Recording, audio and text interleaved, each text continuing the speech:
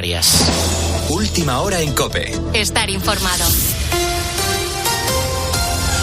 El ministro del Interior en funciones, Fernando Grande Marlaska, viaja este lunes a Senegal, en África, para analizar con las autoridades de Dakar el control de las rutas migratorias. La intención es reactivar las devoluciones periódicas de sus inmigrantes tras un mes de llegadas de récord de pateras, con más de 13.000 personas que tan solo han llegado a las Islas Canarias. David Casado. Es ya el tercer viaje que hace Grande Marlaska a Senegal en los últimos 5 años.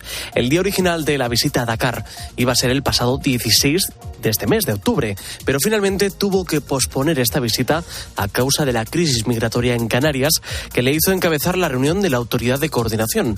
Ahora sí, el ministro del Interior en funciones llegará hoy a la capital senegalesa para analizar con las autoridades del país el control sobre las rutas migratorias y la reactivación de las devoluciones periódicas de migrantes.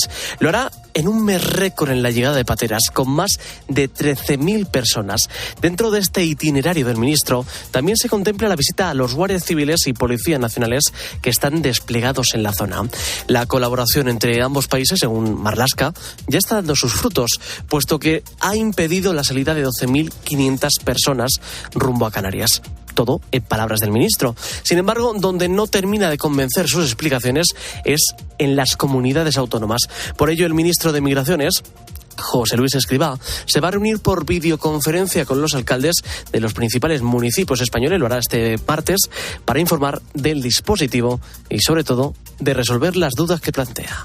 En los últimos 3 años ha subido el número de españoles que se plantean abandonar de forma voluntaria su puesto de trabajo. Ya son 1 de cada 3. El pasado año, 70.000 renunciaron a sus empleos, un 60% más que en 2021, y en los 6 primeros meses de este año lo hicieron 50.000. Son datos que ha facilitado el Ministerio de Seguridad Social. Salario, conciliación y valores son las razones que les impulsan. Sefi García. Son los menores de 35 años los más propensos a dejar su empleo, sobre todo si no le encuentran propósito, como Alex. Pues la cabeza no la tenía bien, sinceramente, porque es algo que me va desmotivando poco a poco y no me gustaba lo que estaba haciendo. El salario pesa mucho en los trabajos peor remunerados, la conciliación, el ambiente y las oportunidades de desarrollo profesional en los empleos cualificados. Crece el deseo de renuncia porque las condiciones laborales no han cambiado, nos dice Manuel Fernández Jaria, especialista en psicopedagogía aplicada a la empresa, pero hay esperanza. Iremos dando pasos, y si no son por convencimiento, yo creo que van a ser por propia necesidad. Cuando la gente no encuentre trabajadores o cuando la gente tenga una rotación muy alta, esto no es la primera vez que ocurre, la gente cambiará. Y hay empresas, asegura, que están haciendo el esfuerzo. Con la fuerza de ABC. COPE.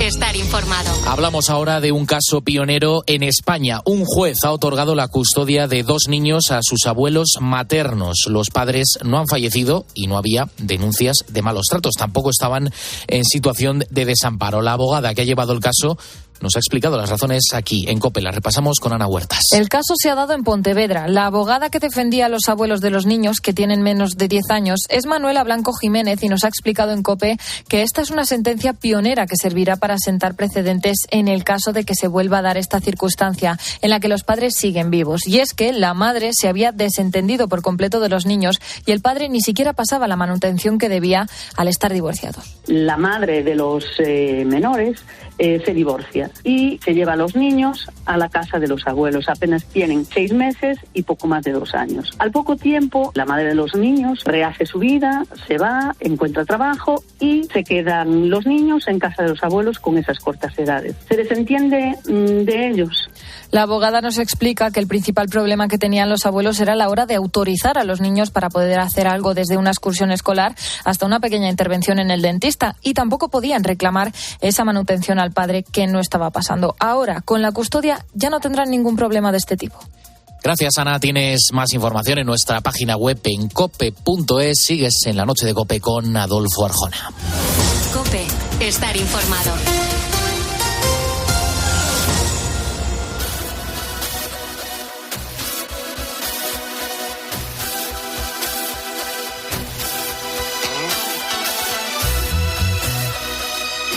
Adolfo Arjona. La noche. COPE.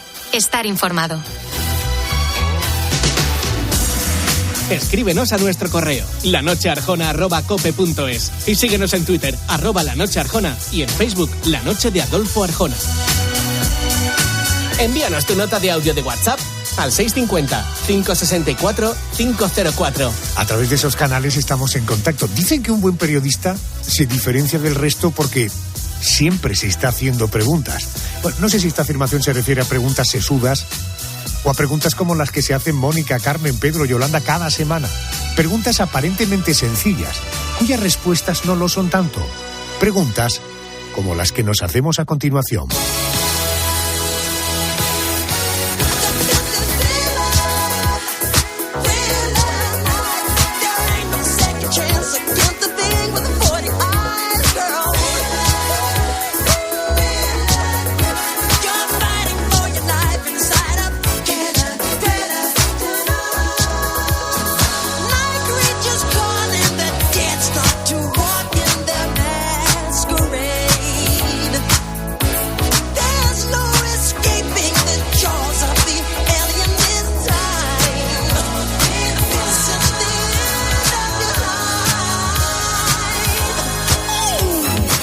Pase el tiempo que pase, ¿verdad? Suena completamente actualizada.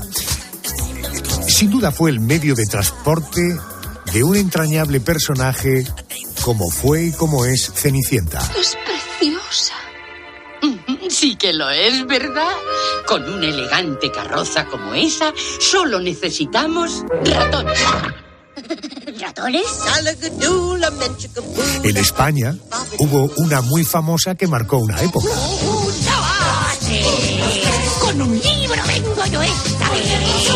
Qué bueno, qué recuerdos. Y estos días te la encuentras en tiendas, en escaparates, en películas, incluso algunas casas que han sucumbido a Halloween. Por eso, en esta madrugada del 30 de octubre, me pregunto, ¿por qué la calabaza tiene tanto éxito en esta época del año? Vamos a hablar con Inmaculada Galdeano. Ella es dietista nutricionista. Inmaculada, muy buenas noches. Buenas noches, Adolfo. Buenas noches. Primera cuestión que me gustaría aclarar. ¿Se trata de una fruta, de una verdura o de ni una cosa ni de la otra? Bien, bueno, primero destacar que la calabaza pertenece al grupo de las curcubitáceas, es decir, que es una planta trepadora de la familia del calabacín, del pepino, del melón y de la sandía. Ajá. En botánica está clasificada como una fruta, ya que contiene la fruta dentro de una matriz del fruto.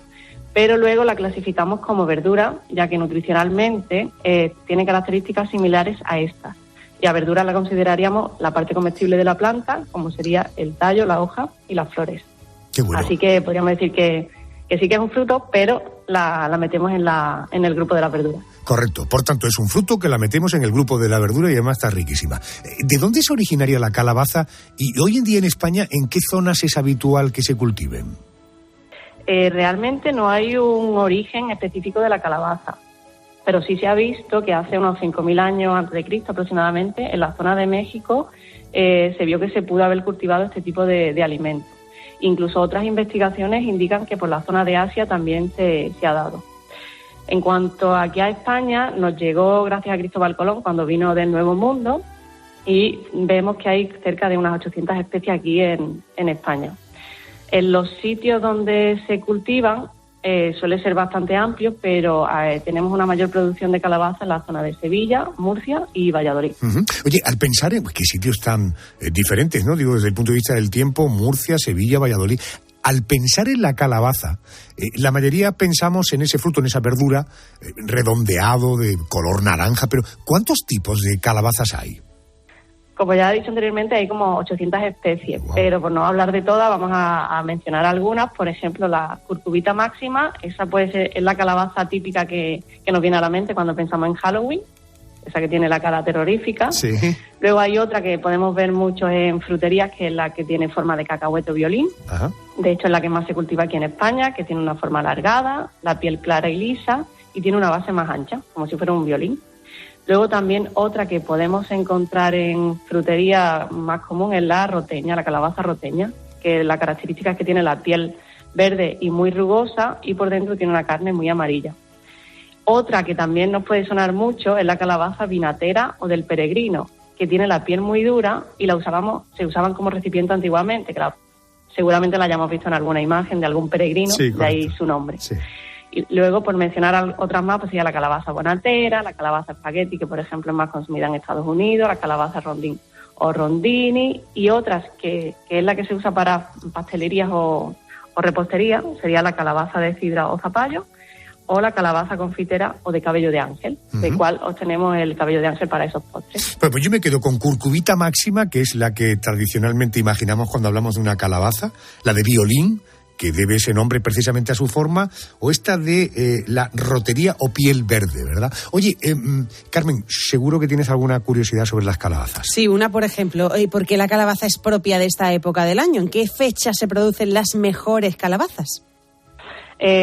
Bueno, normalmente asociamos la calabaza a lo que sería el otoño y el invierno, pero tradicionalmente la mejor época de su consumo suele ser a principios de verano y hasta finales de otoño, puesto que es una verdura que resiste muy mal las temperaturas muy bajas y mejor las cálidas. Y en el momento de la recolección, si la calabaza la conseguimos coger sana, entera y con el pedúnculo, que sería la ramita esa que sujeta la calabaza a la planta, si todo eso está intacto, podríamos almacenarla en un lugar fresco y oscuro durante varios meses. Por tanto, al final es un alimento que se puede consumir el año entero. Que se conserva muy bien, además, ¿no? Adolfo, bueno, hay frutos, hay verduras de las que no hay que abusar, bueno, por lo que contienen, o otras que son muy recomendables porque aportan, pues no sé, mucho hierro, calcio, proteínas. La calabaza, ¿es recomendable incluirla en nuestra dieta? En todo caso, ¿en qué medida? Bien, siempre hemos escuchado que la calabaza, que tiene mucho azúcar, que hay que tener mucho cuidado porque sube el azúcar o en diabetes y tal. Pero realmente esa afirmación se basa en el índice glucémico, que este índice glucémico lo que hace es medir el alimento, el efecto que tiene el alimento sobre la glucosa en nuestra sangre una vez que hayamos consumido este. Es decir, se encarga de la velocidad que tiene la glucosa en subir en sangre. Pero tiene una peculiaridad que lo que no tiene en cuenta es si comemos el alimento con otro alimento, que lo comemos solamente. Entonces, realmente lo que hay que mirar es la carga glucémica, que sería ver la cantidad de hidrato de carbono que tiene una porción de alimento. Por ejemplo, para entenderlo mejor, la calabaza, el índice glucémico que tiene va de 65 a 75, que sería un índice glucémico alto. En cambio, la carga glucémica es de 3,5, muy bajita. Por tanto, podríamos incluirla en cualquier tipo de alimentación. También va a ser interesante consumirla en cualquier tipo de dieta porque es un alimento bajo en calorías y en grasa, por tanto, en dieta o alimentación para pérdida de peso, control de peso, va estupendamente. Luego también tiene una cantidad alta de fibra, que esto nos va a ayudar a mejorar el tránsito, para prevenir el estreñimiento y nos va a proteger frente al cáncer de colon y otras enfermedades cardiovasculares. Luego, en cuanto a minerales, va a ser con alto contenido en potasio y bajo en sodio, por tanto, en dietas o personas que tengan problemas de hipertensión o problemas cardiovasculares también va a estar bastante recomendada. Y no olvidarnos del aporte vitamínico que tiene de vitamina C y vitamina B1 y de los betacarotenos, que son el responsable de ese color anaranjado que tiene este tipo de alimento. Estas vitaminas nos van a dar un efecto antioxidante y nos van a potenciar el buen funcionamiento del sistema inmunitario. Por tanto, este tipo de alimento cabe en cualquier tipo de dieta. Buenísima la calabaza. En todo caso, yo por aclarar pregunto, ¿hay personas que por algún motivo deberían evitar comer calabaza? No, en principio te podría decir que no hay por qué evitar el consumo de calabaza. Bien, una cosa es la parte naranja de la calabaza, que es lo que nos solemos comer, y otra cosa son las pipas, que es muy recomendable. Siempre me han hablado incluso que en la dieta masculina incorporar pipas de calabaza son muy buenas. ¿Para qué son buenas las pipas de calabaza? Bien, las pipas son un alimento que van a ser ricos en ácidos grasos omega 3, fibra y proteína. Y en cuanto a micronutrientes, que serían las vitaminas y minerales, serían ricas en potasio, magnesio, zinc, fósforo, calcio, hierro, vitaminas del grupo B y vitamina D. Por todo ello, va a tener un efecto cardioprotector y va a prevenir de ciertas enfermedades metabólicas como la diabetes y la hipertensión, aparte también de tener un efecto antiinflamatorio por ese tipo de ácido graso que conlleva. Y no olvidar que la calabaza tiene un principio activo que se llama la curcubitacina o curcubitina, que actúa paralizando a los parásitos que podamos tener internos, o sea que es un buen desparasitador, por decirlo de alguna forma. Lo que hace eso, los paraliza y los podemos expulsar de una forma fácil al tomar algún laxante. Qué o sea bueno. que es un alimento bastante interesante. Qué bueno. Muy bien, Inmaculada, pues agradezco mucho las explicaciones que me has dado. Te mando un beso, gracias y buenas noches. Buenas noches, Adolfo, muchas gracias a vosotros. Bueno, ahí tienes las bondades de la calabaza, cardioprotectora. Las pipas, naturalmente sin cáscara, son buenas para la gente que tiene una tensión alta. Y su característica antiinflamatoria la hace perfecta para los hombres, porque ellas no, pero nosotros sí tenemos próstata. Dicho todo esto, si tienes curiosidad por saber por qué la calabaza es el símbolo de Halloween, esta fiesta que es propia de Estados Unidos, que se celebra mañana por la noche, te contaré que el origen no está en el país norteamericano, sino en un viejo cuento popular de Irlanda, la historia de Jack, el de la linterna. Irlandeses y escoceses comenzaron a tallar en calabazas la cara de este tenebroso granjero, con velas en su interior para colocarlas en las ventanas, para ahuyentar al diablo. Esa tradición acabó llegando a América, y de América al mundo occidental, y así hasta el día de hoy.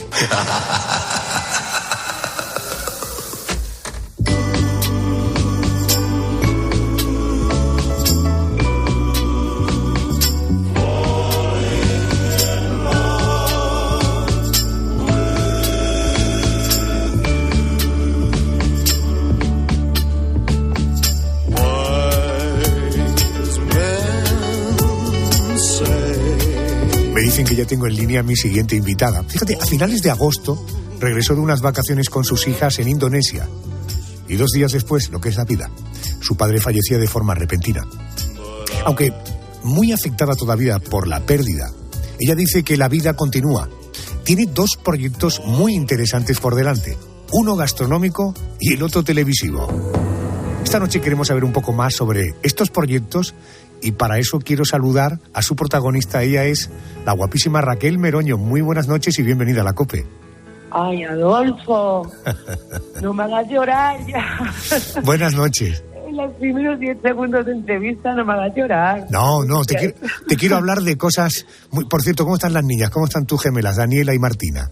Están bien, estamos bien. Estamos, pues todo lo mejor que se puede estar. Bueno, eso no está mal. Todos recordamos que ganas la 5ª edición de MasterChef Celebrity. Eres todo un bombón, es decir, además de guapísima, inteligente, además cocinas de maravilla. Tienes en proyecto una aplicación gastronómica. ¿Qué me puedes contar? ¿En qué consiste o todavía esto es un secreto? Que va, me hace mucha ilusión, además porque justamente hoy la hemos presentado a medios y a influencers y cocineros de una forma más pública, pero la aplicación lleva abierta ya un mes.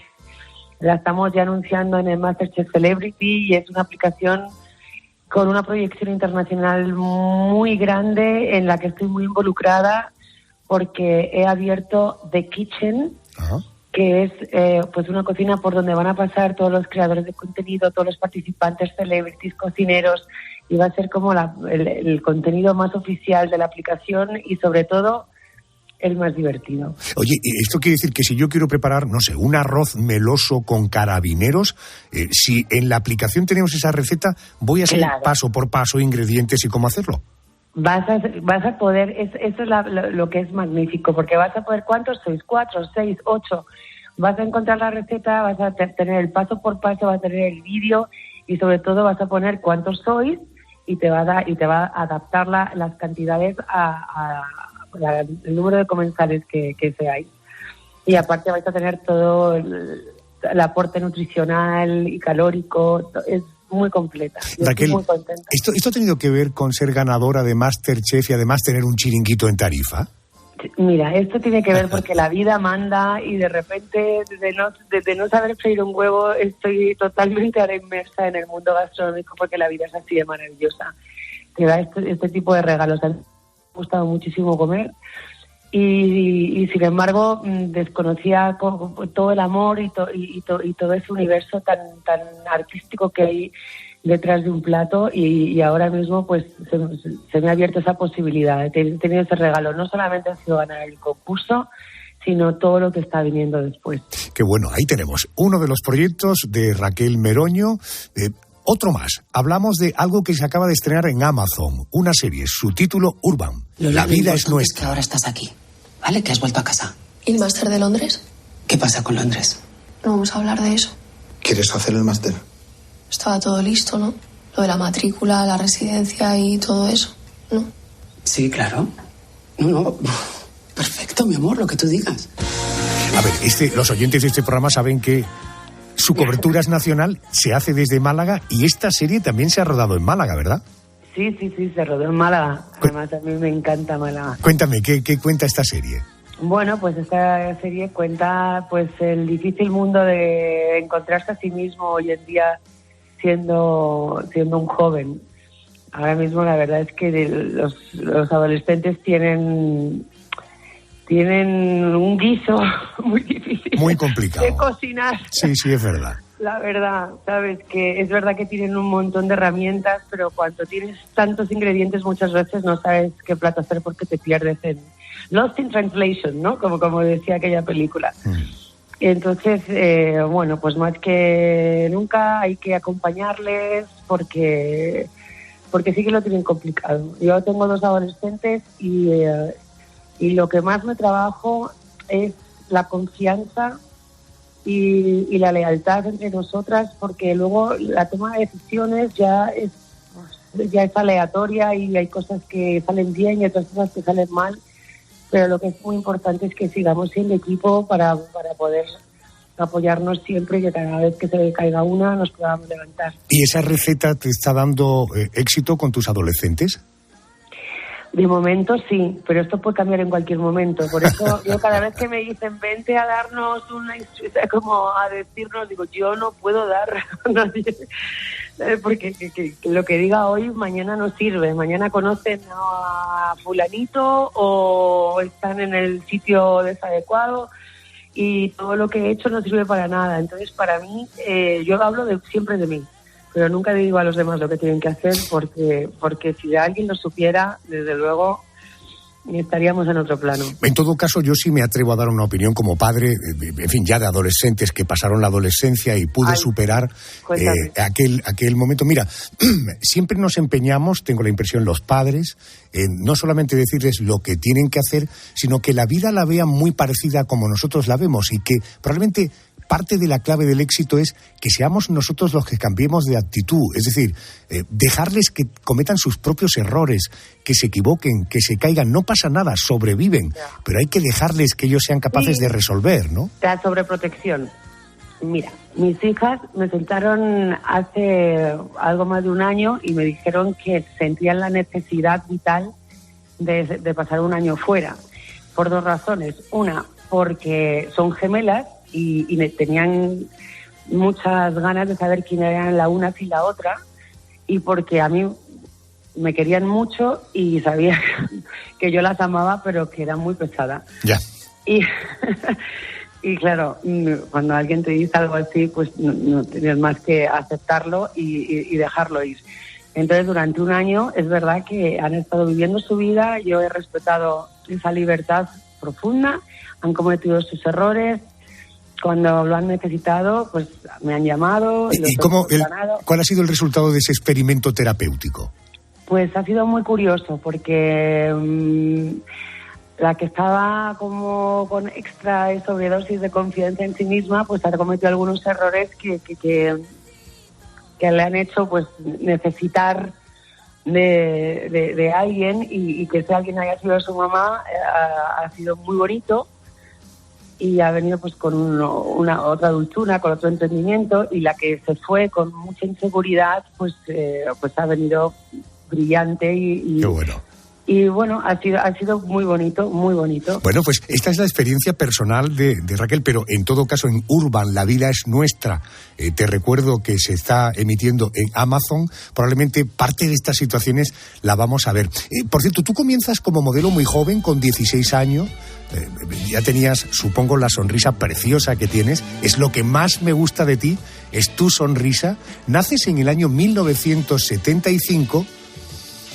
Seguro que algún recuerdo te va a traer. Fíjate lo que pasaba en España cuando tú tenías solo 5 años. Escucha este breve resumen. Ese año ocurría algo importante al otro lado del Atlántico. Los Estados Unidos estrenaban nuevo presidente. Todos juntos vamos a hacer lo que hay que hacer. Vamos a poner a América a trabajar. Su nombre, Ronald Reagan, un actor y locutor de radio que se convertía en el 24º presidente de los Estados Unidos. Y mientras el mundo miraba a la Casa Blanca, España lloraba la muerte de un apasionado de los animales que nos enseñó todo lo que sabía con un programa mítico de la televisión, El hombre y la tierra. Félix Rodríguez de la Fuente, 52 años, casado, 3 hijas, murió el sábado español, viernes de Alaska, cuando trabajaba. Y 1980 es recordado por otra gran pérdida. La noticia corrió como la pólvora. John Lennon, uno de los componentes de los Beatles, era asesinado a las puertas del edificio Dakota en Nueva York.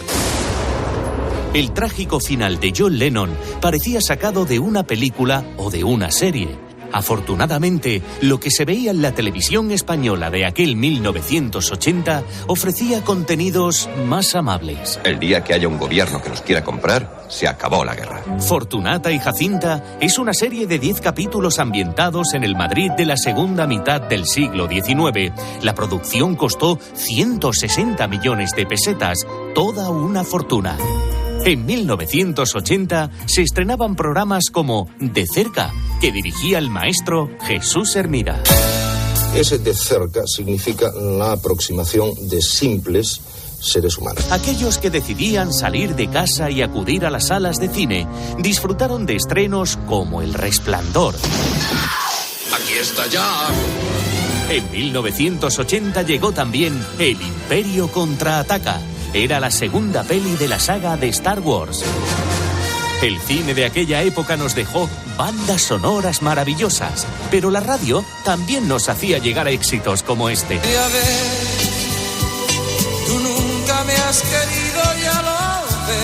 El tema de Julio Iglesias, Hey, fue el que más éxito tuvo en la España de 1980, pero el elegido por el respetable para poner música al verano fue Viaje con nosotros, de la Orquesta Mondragón. En 1980 asistimos al lanzamiento de uno de los 5 discos más vendidos de la historia. La banda australiana AC/DC, AC/DC por aquel entonces, publicaba su 7º álbum bajo el título Back in Black. Y el año 1980 es también recordado por el de la disolución de Led Zeppelin, una de las mejores bandas de rock de la historia que desaparecía del panorama musical tras 12 años de vida.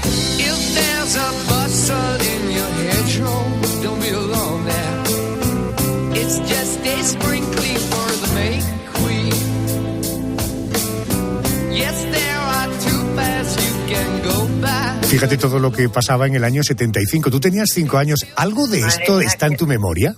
Qué de referencias, madre mía. Desde John Lennon, que es uno de mis músicos favoritos de la historia, el señor Hermida, que es el que me impulsó mi carrera, AC/DC, que fue mi primer concierto de rock, que viví en Londres cuando tenía tan solo 13 años, Julio Iglesias, el cantante favorito de mi padre. Bueno, pues ahí está nuestra historia, ¿no? Bueno, eras una mocosilla, supongo que ya con esa sonrisa tan bonita que tienes, ¿no? Muchas gracias. Oye, tú, decía yo, empiezas como modelo, estudias periodismo, ¿sigues practicando esas dos facetas profesionales o lo del periodismo y tal, esto lo has aparcado?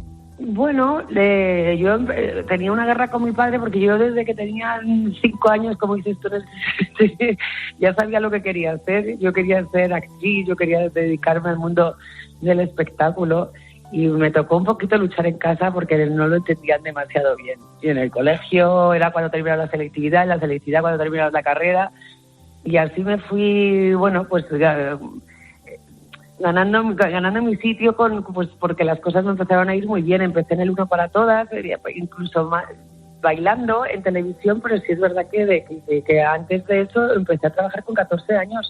O sea, yo jamás he pedido un duro en mi casa.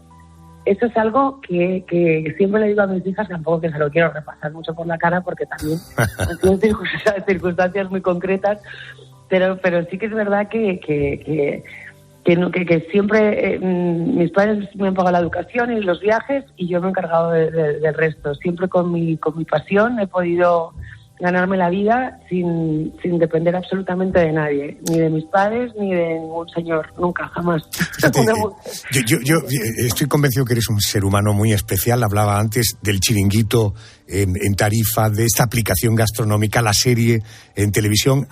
Te has dedicado, has puesto en marcha empresas dedicadas a la localización de exteriores, a organizar eventos. Me he reinventado muchas veces, dependiendo de la situación personal en la que estuviese, pero sí que al final he tocado todos los palos y todo lo que pensaba se materializaba. Y me encantaba bailar, yo veía la serie de Fama y me encantó bailar, yo empecé así en televisión, luego presenté programas, luego trabajé de actriz, luego me encantaba la decoración y estuve trabajando durante mucho tiempo también con una interiorista decorando hoteles, incluso fui a Java a producir mi propia colección de muebles, porque tenía una casa en Bali que también era mi sitio de paraíso, y hasta que no conseguí una casa ahí disfruté durante muchos años. ¿El tenis no se te da nada mal? El tenis se me dio muy bien durante una temporada, pero nunca más practiqué. Ahí no me voy a tirar el moco porque ahí no hay donde rascar. Escúchame una cosa, yo tengo la teoría, cuando escucho a alguien que dice, joder, es que la vida, el tiempo pasa muy rápido, digo, será porque tienes pocos problemas, porque la gente que está cargada de problemas, la vida se le tiene que hacer como muy pesada, muy lenta, ¿no? La vida para ti, la vida hasta hoy, ¿tienes la impresión de que ha pasado rápido o ha pasado lento? La vida ha pasado en un pispás. Yo no, pues es justamente ahora que ya estamos llegando a la mitad del Ecuador. A darle la vuelta al jamón, ¿no? Claro, que es cuando dices, ves, con este tipo de entrevistas donde te hacen recapacitar la cantidad de proyectos en los que has estado y has vivido, y todas estas noticias que me estabas recordando, y dices, wow, qué de cosas. Pero también piensas, madre mía, entonces, ¿cuánto queda por llegar también, no? Uh-huh. Lo que pasa es que, claro, ahora hay que... es otro tiempo, es otra historia. Y tienes que hacer el ejercicio de adaptarte a esta nueva etapa. Porque cuando has sido tan Peter Pan y tan loquita y tan soñadora y tan activa y tan tal, tienes que entender que hay que ecualizar un poquito la vida, poner otra vez los valores en su sitio, adaptarte otra vez a tu nuevo cuerpo, a tus dolores de espalda. y hay cosas que ya no te sientan tan bien, o sea, hay que volver a reencontrarte, pero también es maravilloso. Claro, dices adaptarte. Dicen que no sobrevive el más fuerte, sino el que tiene mayor capacidad de adaptación, así que por la cuenta... Esto es la inteligencia emocional. Claro, por la cuenta que nos trae tenemos que adaptarnos, ¿verdad? No, aceptación y adaptación. Son las dos grandes palabras. Para pues, ser feliz, sobre todo a partir de una edad. Meroño, me ha encantado, tú decías recapacitar, pues me ha encantado recapacitar contigo. Te deseo mucha suerte en tus proyectos, te mando un beso también. Y no dejes de sonreír, por favor. Ojalá. Sonreiré hasta que pueda y hasta que me dejen. Pues yo estaré ahí con la boca abierta. Estaré ahí con la boca abierta mirándote. Un beso muy fuerte y gracias por atenderme. Rodolfo, buenas noches, bonito, chao. Muy amable, gracias. Chao, gracias. ¿Cuál es tu percepción del paso del tiempo? ¿Eres de los que cree que pasa rápido o lento? Hagamos un sencillo ejercicio y recordemos noticias ocurridas una semana como esta, pero de hace justo un año. Así podrás valorar si tu percepción del paso del tiempo es lenta o rápida. Ya has oído a Raquel Meroño, la vida le ha pasado a una velocidad de vértigo. Vive tú esta propia experiencia. Vamos a hacer este ejercicio de memoria. Y comenzamos en Sevilla, porque esta semana, el viernes 3 de noviembre, se cumplirá un año de la exhumación de los restos del general franquista Gonzalo Queipo de Llano, Andrés, de la Basílica de la Macarena. Pues sí, Arjona, semanas antes y tras la aprobación de la Ley de Memoria Democrática, el gobierno trasladaba de manera oficial a la Hermandad de la Macarena la obligación de exhumar los restos.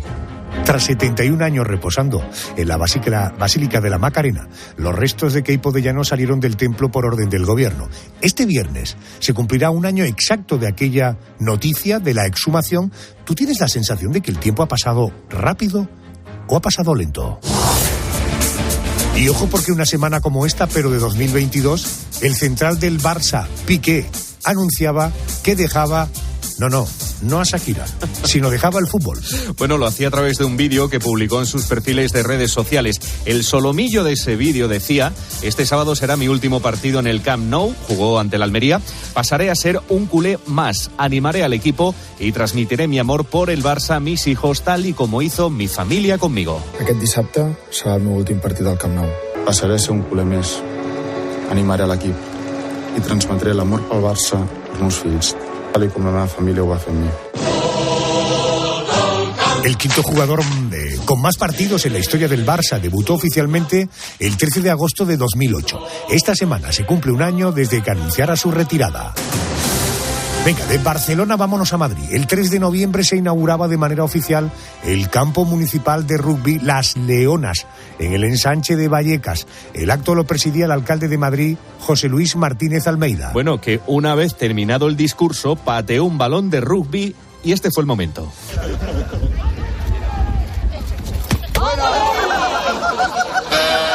A ver, ¿qué es lo que pasó? Imagínate que lo que pasó, le pateó el balón de rugby, fue directamente a impactar a la cara de un fotógrafo que estaba cubriendo el acto. Bueno, a pesar del balonazo que se llevó el fotógrafo, el alcalde aseguró que el pateo a la pelota no había sido tan malo. Aquello dio cantidad de vueltas en soportes audiovisuales. Que el golpeo no era tan malo como se vio, no era tan malo. Ese balón era muy complicado de dominar. Yo recomiendo a cualquiera que intente hacer un drop de rugby y verá las dificultades que tiene.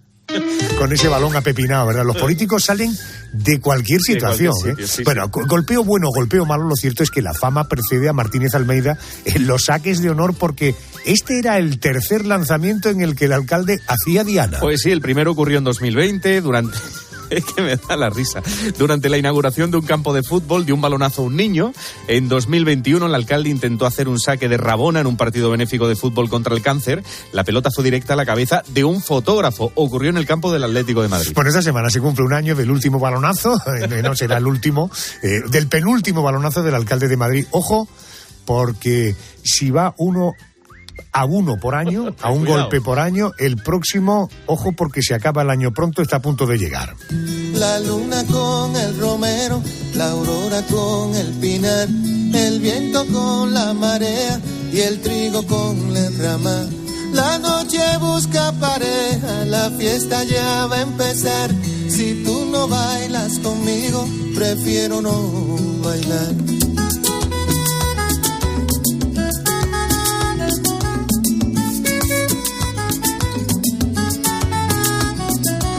La lluvia con el naranjo. Qué agradable es la voz y la música de Juan Luis Guerra, ¿verdad? La albahaca tiene un tomillo. Venga, enseguida vamos a dar más respuestas a más porqués. Estrellado bailando sobre la mar. Si tú no bailas conmigo, la noche se queda en vilo. Y si tú no bailas conmigo, yo prefiero no bailar.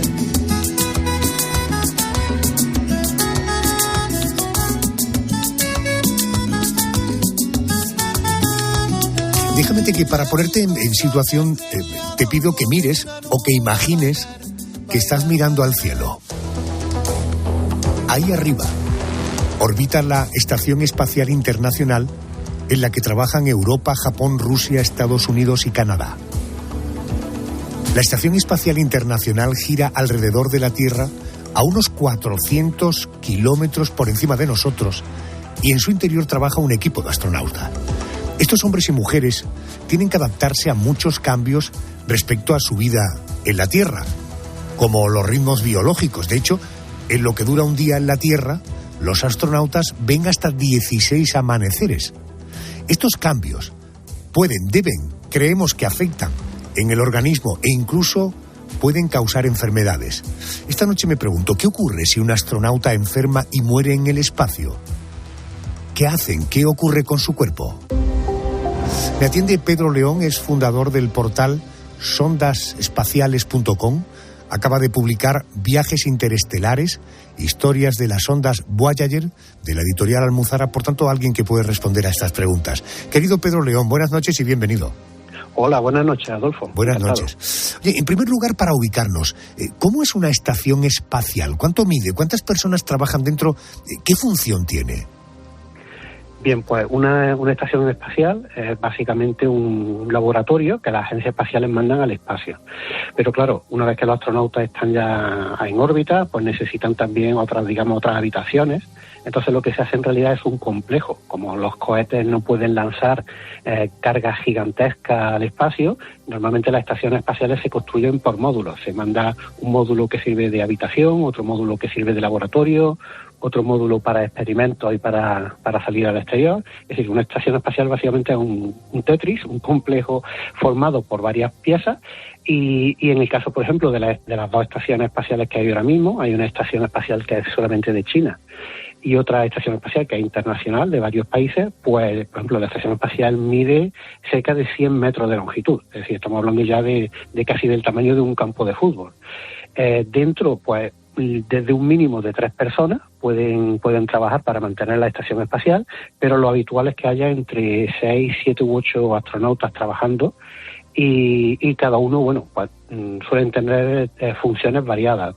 La estación espacial, ya te digo, suelen funcionar para hacer experimentos que mandan los países, experimentos médicos, de observación de medio ambiente, de física, de materiales biológicos. Es decir, básicamente son un laboratorio como el que podemos tener aquí en la Tierra, preparado para estar en el espacio. Pedro, ¿cuánto tiempo puede estar un astronauta en una estación espacial sin bajar a la Tierra? Bueno, pues depende. En principio hay misiones que son de corta duración. Normalmente son astronautas invitados por otros países o astronautas de pago, lo que se llaman los turistas espaciales, que suelen estar una semana o 10 días. Pero las misiones habituales suelen ser unos 6 meses, ¿no? Para rentabilizar todo el entrenamiento que han hecho, pero para no pasarse mucho en el tiempo que están en el espacio, la estancia media de un astronauta ronda, yo te digo, los 6, 7 meses. Sin embargo, bueno, ha habido algunas excepciones. El récord lo tiene un astronauta soviético que se llama Polyakov, que estuvo 437 días en la estación Mir, es decir, más de un año, que estuvo sin volver a nuestro planeta. Y ahora, recientemente, en septiembre, el astronauta de la NASA, Frank Rubio, ha estado un poquito más de un año. Ha estado 370 días, debido a que la cápsula soviética donde tenía que volver sufrió una avería y tuvo que esperar a que mandaran la siguiente. Es decir, lo normal son 6 meses, pero pueden estar perfectamente un año antes de volver a nuestro planeta. A ver, Yolanda, ¿tienes seguro alguna curiosidad que compartir con Pedro León? Tú que además sobre esto ya has leído suficiente, ¿no? Sí, además es que 437 días en el espacio me parece una vida, es muchísimo tiempo. Yo, profesor, he leído que los viajes espaciales provocan cambios fisiológicos en los astronautas y quería saber cómo puede afectar la vida en el espacio a nuestro cuerpo, a nuestros órganos, en definitiva, a nuestro organismo. Bien, pues estar en el espacio afecta bastante al organismo. Si son estancias, como hemos dicho antes, cortas, pues prácticamente no hay consecuencias para el cuerpo, más allá de los mareos que se pueden sentir al estar los primeros días sin gravedad.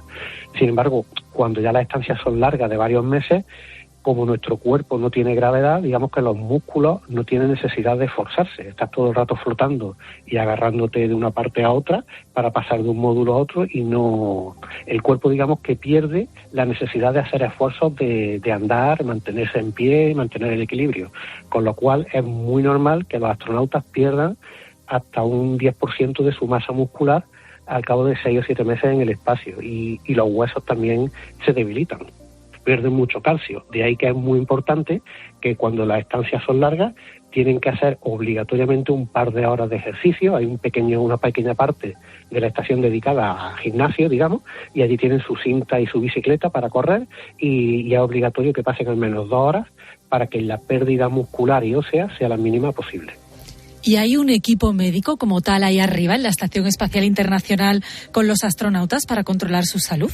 Pues no, la verdad es que, bueno, ha volado en alguna ocasión algún médico, pero porque era también ingeniero y formaba parte de alguna tripulación, pero normalmente los astronautas que suben tienen conocimientos médicos. Parte de su formación es prepararse para caso de que haya lesiones o haya fracturas o incluso hacer pequeñas cirugías. Ellos no hay médicos, no tienen equipo médico, pero ellos tienen como parte de su entrenamiento hacer primeros auxilios e incluso, ya te digo, hasta alguna intervención si no fuera muy compleja.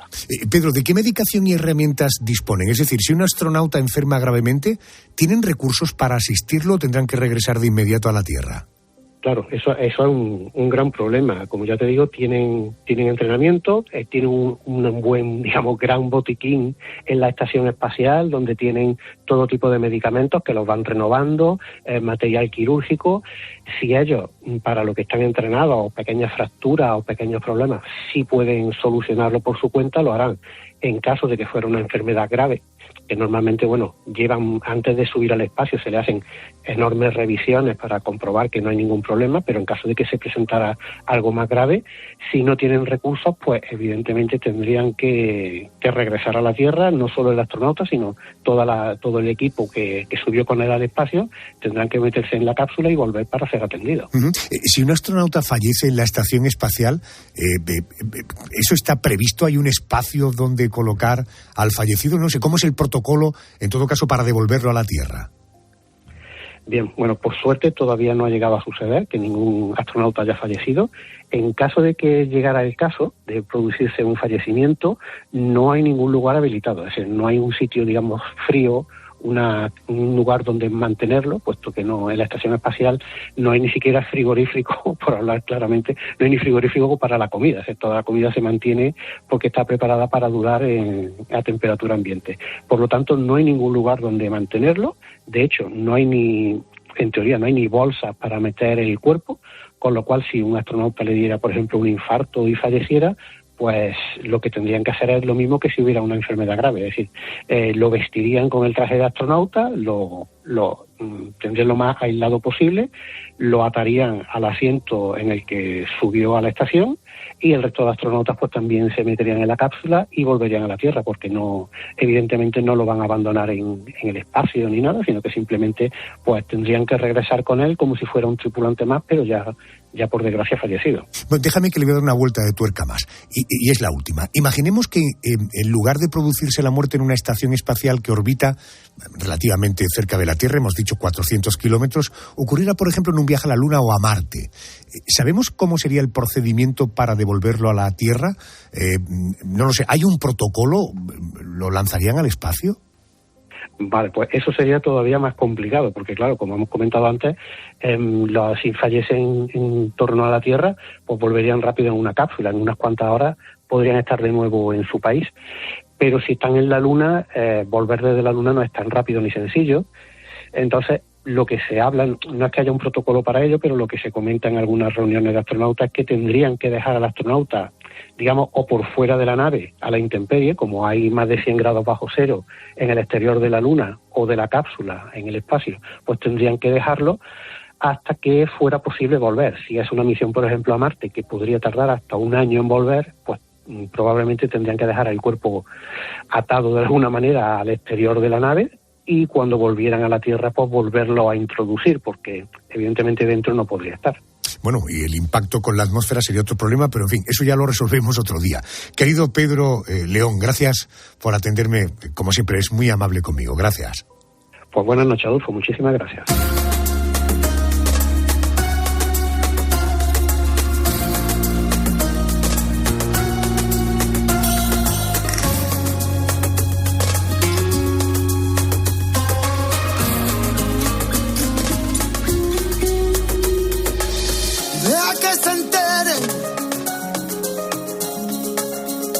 Yo te quiero y como tú me quieres, deja que nos miren.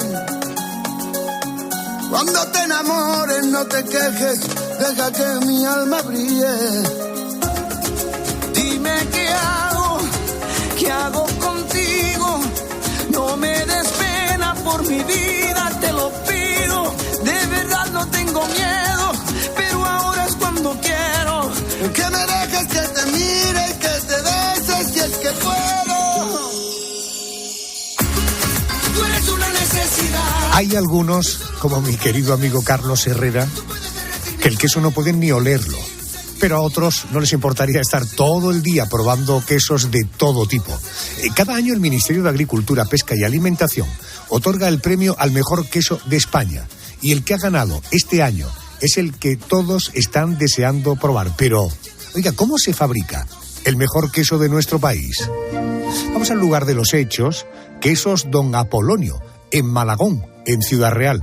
Uno de los dos gerentes de esta empresa es Luciano Mata. Luciano, buenas noches, bienvenido. Buenas noches, Adolfo. Buenas noches, enhorabuena. Por cierto, el queso premiado se elabora con leche de oveja. ¿Qué tienen las ovejas de las que se extrae la leche? ¿Reciben una alimentación, me refiero naturalmente al queso Don Apolonio, reciben una alimentación y un cuidado especial? Pues mira, Adolfo, lo que tiene en este caso las ovejas es que son ovejas que están criadas aquí en estos climas tan extremos, como son los de aquí, de Castilla-La Mancha. Y bueno, pues es un pasto más bien seco, son forrajes principalmente, todos ellos tienen una materia grasa y una proteína muy buena para la elaboración de queso y conseguimos en este caso pues que tengan mejores sabores que, bueno, si estuviesen exclusivamente con un pasto verde de continuo o cosas similares. Entiendo. Luciano, el concepto leche pasteurizada, leche cruda, ¿qué diferencia la elaboración de un queso con leche pasteurizada y otro con leche cruda?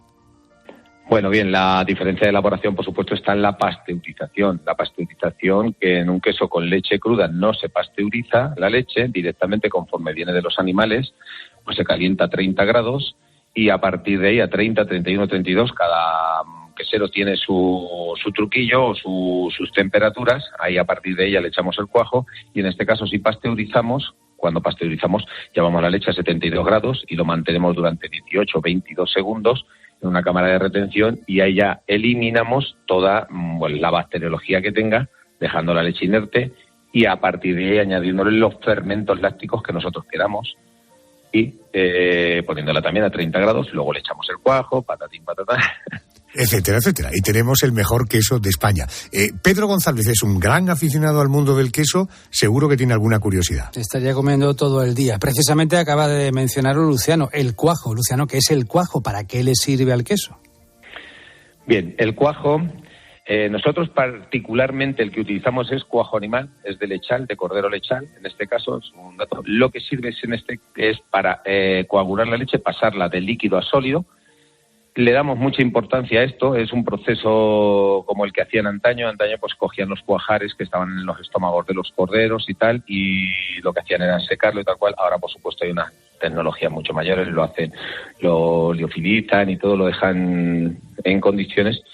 Y sirve para eso, para coagular la leche. Una vez que lo ha coagulado, empezamos a hacerle el corte, para separar la cuajada del suero. He leído que el queso premiado, el vuestro, se madura durante al menos 15 meses. ¿En qué consiste eso del proceso de maduración? Bien, como hemos dicho, para hacer este queso nosotros, aparte de la leche que estamos consiguiendo en estas zonas, pues tenemos unos sistemas de maduración, pues similares a los que hacía mi abuela Juliana y mi abuelo Marino, hace ya, pues se remonta en el tiempo, ¿vale? Ajá. En el cual nosotros vamos jugando con temperaturas y humedades y, por supuesto, en este caso con sótanos, que teniendo la empresa que tenemos, pues maduramos todo el queso, le maduramos en sótano, independientemente del tipo de queso que fabriquemos, particularmente. Maduramos todo con corteza natural y con moho natural, no le metemos ninguna protección exterior en corteza ni ningún aditivo químico. Ahora hablaremos de conservación, pero antes permítame una duda. Si se puede hacer queso solo de cabra, de vaca o de oveja, ¿por qué se mezclan los tres tipos de leche para elaborar un queso que denominan ustedes mezcla? ¿Qué objetivo tiene? Bien, pues ahí lo que conseguimos, por supuesto. Eso es un tema que me gusta mucho la pregunta porque en el mezcla está como criminalizado, como que es un queso más barato, como que es un queso de diferentes cosas. Como vemos mismamente en vinos o en aceites o tal, los cupás o las diferentes mezclas del Sauvignon o el Carignon o alguna cosa de esas, ¿vale? Pues están bien aceptados. Aquí es lo mismo. Aquí utilizamos las mezclas de leche de oveja, de vaca o de cabra en función del tipo de queso que queremos hacer. Si queremos hacer un queso un poquito más suave o el de cabra que vaya con un poquito de esa pesina, esa fuerza que le da, ¿vale? Entonces vamos metiendo mezcla en función del tipo de queso. De hecho, uno de nuestros quesos estrella precisamente es el Don Apolonio en aceite, con 3 leches. Y bueno, es uno de los quesos que más vendemos y que más gusta, y está también premiado en el World Cheese y en diferentes sitios. Qué bueno. Es un queso de mezcla. Qué bueno, qué bueno. Queso de 3 leches, no, queso en aceite de 3 leches. No está mal el plan. Oye, ¿cómo se conserva? Ahora sí, ¿cómo se conserva un queso antes de ponerlo a la venta y qué cuidados hay que tener? Bien, si es un queso como este, como el premiado, que no va, por supuesto, en aceite ni nada de eso, es un queso al natural que ya está madurado, pues buscaríamos un sitio donde tenerlo hermético, semihermético, pues puede ser un tupper, puede ser una bolsa misma de compra donde la cerremos. Eso lo tendríamos en el frigorífico, en la parte de abajo. Nunca al exterior, porque en este caso los frigoríficos van a resecar la corteza. Y bueno, y puede ser también que le salga algo de moho, alguna cuestión. El moho no va a ser nada malo, quitaremos o rasparemos esa pequeña corteza, ¿vale? Que también le podemos dar un poquito de aceite de oliva en la corteza para que no salga ese moho si queremos. Y bueno, en la parte de abajo del frigorífico, como digo, y sacarlo un tiempo antes de que vayamos a comerlo para que atempere. Vale, pues ahí tenemos 2 consejos muy prácticos. Primero, dejar el queso en la parte baja del frigorífico y, en segundo lugar, untarle un poco de aceite de oliva en la corteza nos va a ayudar a conservarlo. El mejor queso de España 2023 se fabrica en la localidad de Malagón, en Ciudad Real. Se llama Don Apolonio Añejo Reserva y nos ha atendido Luciano Mata, que es uno de sus 2 gerentes. Luciano, gracias por atenderme, enhorabuena y muy buenas noches.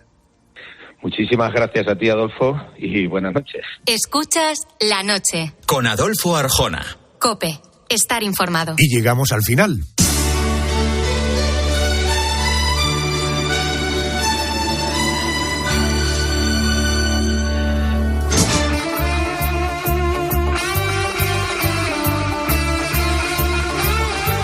Llegamos al final nosotros, pero la radio no acaba.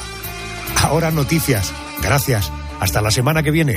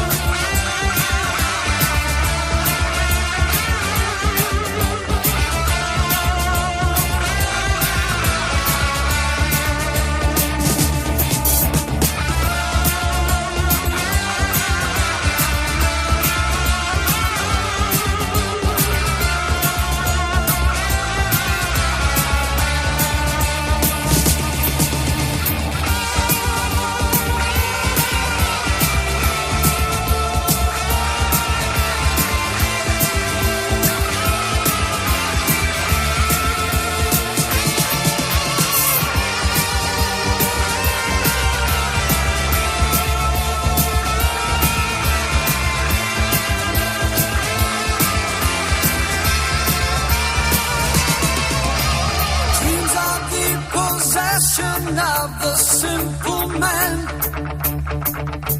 reality, the fantasy of youth. But living is a problem that is common to us all. With love the only common road to truth. Dedications, not an obligation.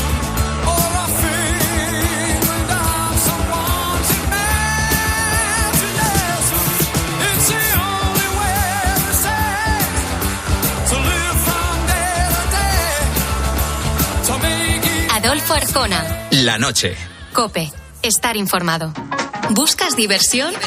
A las 10 de la mañana la tienes asegurada en Herrera en COPE. Ana, buenos días. Ana, soy yo. ¡Wow! ¡Hola! Mira, qué ilusión oíros, de verdad. Es que no me lo podía imaginar en la vida. ¡Ay! ¿Cómo están? Herrera padre, Herrera hijo, todos, la COPE, vamos. ¿Usted qué desayuna, Ana? Cuéntemelo, por favor. Pan con leche, unas tostaditas, pan con tomate. Escucha Herrera en COPE, de lunes a viernes de 6 a 1 del mediodía.